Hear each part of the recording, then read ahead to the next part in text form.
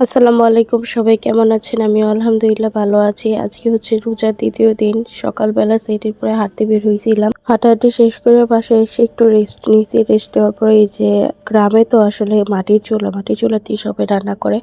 আমরাও মাটির চুলাতেই রান্না করি। তো মাটির চুলাটা ভেঙে গেছে। তো এটা অনেকদিন ধরে লেপা হয় না। তো এটা লেপতে নিয়ে বসছি।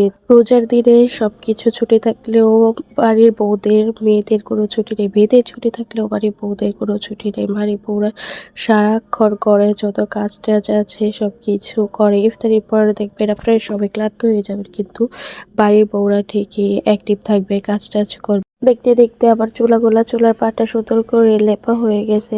তো চুলা লেপা শেষ করে আমি রুমে চলে আসছি। রুমে এসে আবার বিছানা গুছায় নিয়েছি, ঘর ঝাড়ু দিয়ে নিয়েছি।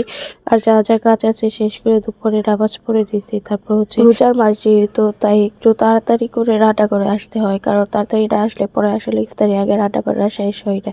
তো ওইখানে ফার্স্ট সেরে পালের বড়াগুলোও ভেজে নিয়েছিলাম। কারণ ইফতারি আগে রেডি থাকলে পরে অন্য সব কাজগুলো করা যায়। আগে এইসব কোনো কাজই পারতাম না, কিন্তু সময়ের সাথে সবকিছুর সাথে এখন সবকিছু ঠিক হয়েছে। এখন বললে না বলতেই সবকিছু পারি। ডালের বড়া ভেজে আমি আগে কোপড়া কেটে রাখছিলাম, তো ভেজে নিয়েছি। কোপড়ার বড়া কিন্তু আমার কাছে অনেক ভালো লাগে। আপনাদের কাছে কেমন লাগে কমেন্ট করে জানেন। তো আমি আস্তে আস্তে করে সবগুলা সুন্দর করে ভেজে নিচ্ছিলাম। আগে পারতাম না, এখনও সব পারি। তো এখন আবার বুট রান্না করবো। বুটের জন্য প্রথমে তেল দিয়ে দিলাম, তারপর পেঁয়াজ যা আছে দিয়ে সুন্দর করে কষিয়ে দিয়েছি।